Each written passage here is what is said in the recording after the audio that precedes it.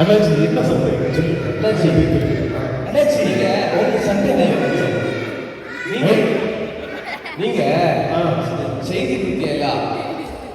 செய்தி கொடுத்தீங்களா? அப்படியா? சரி சொல்லுங்க. அதுல என்ன சந்தேகம்? அப்படி நீங்க ஏசு ஏசு ஏசுன்னு சொல்லிட்டே இருந்தீங்களா? அது ஏசு. அந்த ஏசு தெரியுமா? ஏசு யாரு? பிள்ளைகிட்ட கேளுங்க சொல்லுவாங்க. ஏசப்பா யாரு? இவங்க பக்கத்துல அப்படியா? அப்படி இல்லை பாருங்க. ஒரு பையன் வேப்பதான் டாக்டர் சுப்பிரமணியம் டாக்டர் போக்கு அப்படின்னு சொல்லிட்டு ஒரு ஆணுடைய வார்த்தையை அறிவிச்ச ஒரு ஊழியக்காரத்தை போய் கேட்டாரா. ஆமா, ஒரு 22 வயசு தம்பி போய் கேட்டாரா. அப்புறம் ஆண்டவரை ஏற்றுக்கொண்டாரா. ஆமா, அந்த கதையை கேட்கிறீங்களா? கேட்கிறீங்களா? பாருங்க, இப்படிதான் பாருங்க.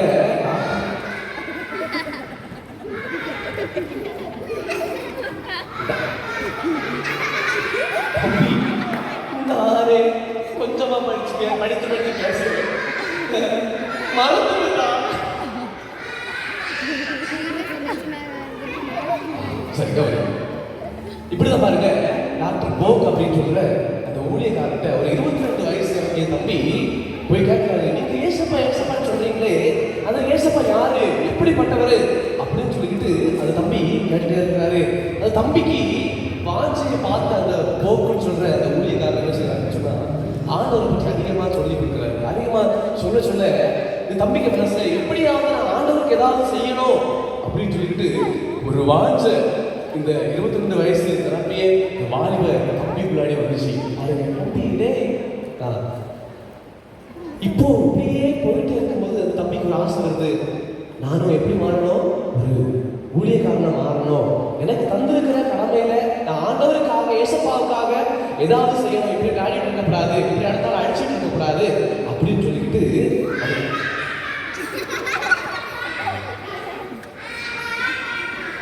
ஒன்றும் பிரச்சனை ஒன்றும் செய்ய ஒரு பல்லு எடுத்தாங்க ஊதிட்டு இருக்கியா? சரி கவனம் கவனம்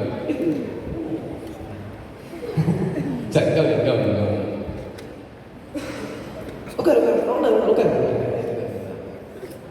சரி, இப்படி பாருங்க, அந்த தம்பிய அந்த போக்குன்னு சொல்ற அந்த ஐயா என்ன செய்யறாருன்னு சொன்னா, சரி தம்பி இவ்வளவு வாஞ்சை இருக்கிறாரு, இப்படி ஊழிய வாஞ்சை, ஏய் சுப்பிரமணி பாவம் அவங்க சரி மிக ரொம்ப வாஞ்சையா இருக்கிறாரு அப்படின்னு சொல்லிட்டு அவர் எங்க வச்சாருன்னா இந்தியாவுக்கு, சரி நான் ஒரு மிஷனரி அனுப்புறேன், நீ நீதிபதியா இருக்கிற, ஆகவே நீ அந்த ஊழியத்தை செய்து ஆண்டுடைய அன்பையும் நீ செய்து அறிவிச்சிரு அப்படின்னு சொல்லிக்கிட்டு இந்த வாலிப தம்பிட்ட அந்த போக் அப்படின்னு சொல்லி அந்த ஊழியக்காரன் சொல்றாரு.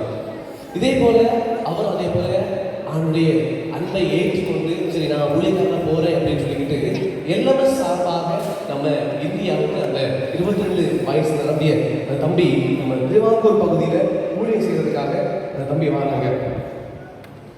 இப்படி கொஞ்ச நாள் நம்ம இந்தியாவில இருந்து அவர் திருமணம் ஆகுது. அவர் எங்க இருக்கிறாருன்னு சொன்னா சென்னை அப்படின்னு சொல்லி, சென்னை நம்ம சென்னை தெரியும் தானே, சென்னையில அவர் குடும்பமா இருக்கிறாங்க. அவங்களுக்கு குழந்தைலாம் பிறகுது. அவர் என்ன முடிவு இருக்கிறாருன்னா, நான் இந்த பகுதிக்கு வரணும், நம்ம திருவிதாங்கூர் அந்த பகுதிக்கு நான் கடந்து வரணும் அப்படின்னு சொல்லிட்டு இந்த வாலிப தம்பி ஒரு முடிவு எடுக்கிறாங்க. இந்த தம்பி முடிவு எடுத்து என்ன செய்யறாங்கன்னு சொன்னா, அப்படியே அவங்க சென்னையில இருந்து அப்படியே கப்பல் ஏறி இங்க வராங்க. வாரவழியில் என்ன ஆயிடுச்சுன்னா அவங்க மனைவி இறந்து போயிட்டாங்க. இந்த தம்பியோட ஒய்ஃப் மனைவி இறந்து போயிட்டாங்க. கையில் ஒரு பிள்ளையோட இவர் நம்ம திருவிதாங்கூர் அந்த பகுதிக்கு இவர் வராங்க. வந்து எல்லா மக்களையும் பார்க்குறாரு. உங்களை மாதிரிப்பட்ட மக்கள் எல்லாம் இங்கே இருக்கிறாங்க. இங்கே பார்க்கும்போது அவர் காண்ட காட்சி வந்து அவர் ரொம்ப வேதனைப்படுத்துச்சு. அதாவது பெண்கள் ஒழுங்கா உடை உடுத்த முடியாம, அதாவது ஆண்களுக்கு மீசை வைக்கணும்னா அவங்களுக்கு வரி கட்டணும் அப்படின்னு சொல்லிட்டு பலவிதமான கொடுமைகளை இந்த பகுதியில் அவர் பார்த்தாரு. இன்னொரு காரியத்தை அவர் பார்த்தாரு. ஒரு வயலில் உழுதுட்டு இருக்காங்க. ஒரு பக்கத்தில் ஒரு மாலை கட்டி வைக்கிறாங்க, இன்னொரு பக்கத்துல ஒரு பெண்மணியை கட்டி, கர்ப்பிணி பெண்ணியை கட்டி என்ன செய்யறாங்க, உள்ள வைக்கிறாங்க.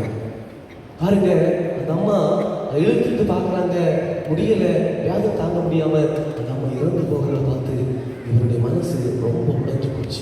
ஐயோ, இந்த மக்கள் இப்படி இருக்கிறாங்களே, இப்படி கொடூரம் உள்ளவர்களா இருக்கிறாங்களே, இவங்களுக்கெல்லாம் ஆண்டவர் பற்றி சொல்லணும் அப்படின்னு சொல்லிட்டு இந்த ஐயா ரொம்ப பிரயாசப்பட்டாரு.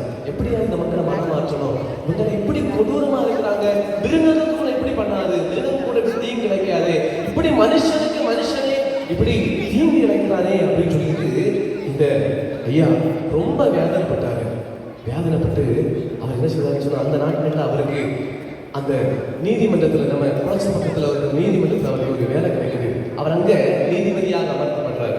அப்போ நிறைய கேஸுகள் அந்த கோர்ட்ல வரும். அதாவது கிறிஸ்தவ மக்களுக்கு எதிராக இருக்கிற, கிறிஸ்தவ மக்களுக்கு நிறைய துன்புறுத்துற அந்த துன்புறுத்துகள், கிறிஸ்தவ மக்களை அவங்க வேதனைப்படுத்துற எல்லாமே இவரை சார்ந்து வரும். இவர் அவருக்கு சொல்ற காரியம் என்னன்னா, நீங்க ஆண்டவர் மட்டும் நம்புங்க, ஆண்டவரை சார்ந்து இருக்கும் போது உங்களுக்கு வருகிற வேதனைகள் உங்களை ஒன்றும் செய்யாது, உங்களுக்கு வருகிற கஷ்டங்கள் உங்களை ஒன்றும் பண்ணாது, ஆண்டவர் உங்களோடு இருக்கிறார் அப்படின்னு சொல்லிட்டு யாரெல்லாம் இவரை தேடி வராங்களோ அவங்களுக்கெல்லாம் இந்த ஐயா நல்ல ஆலோசனைகளை கொடுத்து வந்துட்டே இருந்தார். பாருங்க, இப்படி இவர் கொடுத்த நல்ல ஆலோசனைகளை அநேக மக்கள் ஆண்டவராகிய இயேசு கிறிஸ்துவை ஏற்றுக்கொள்றாங்க. அநேக மக்கள் ஆண்டவர்கிட்ட சேர்றாங்க.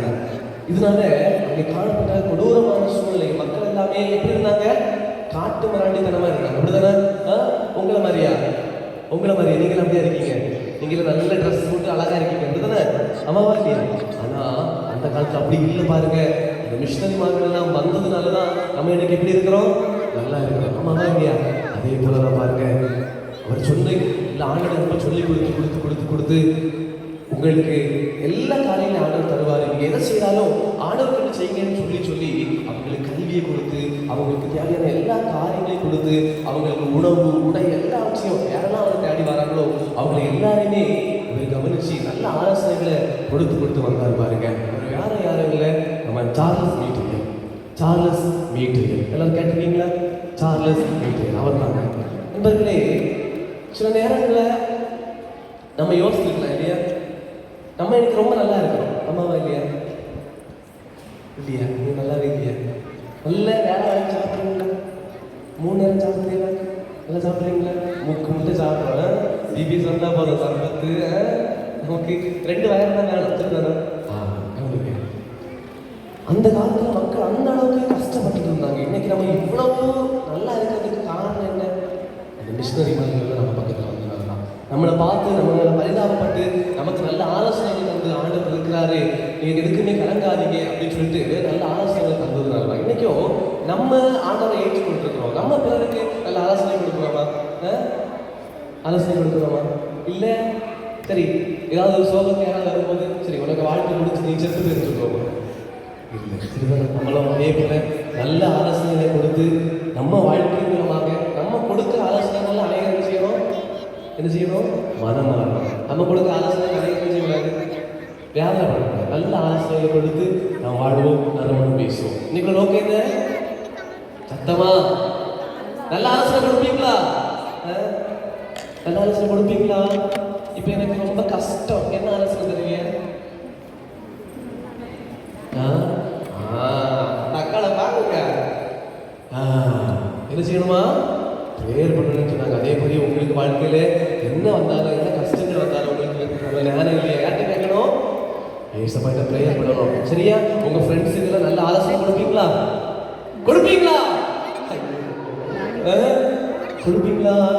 நல்ல பிள்ளைங்க இருப்பீங்களா? சரி, வந்துட்டீங்களா?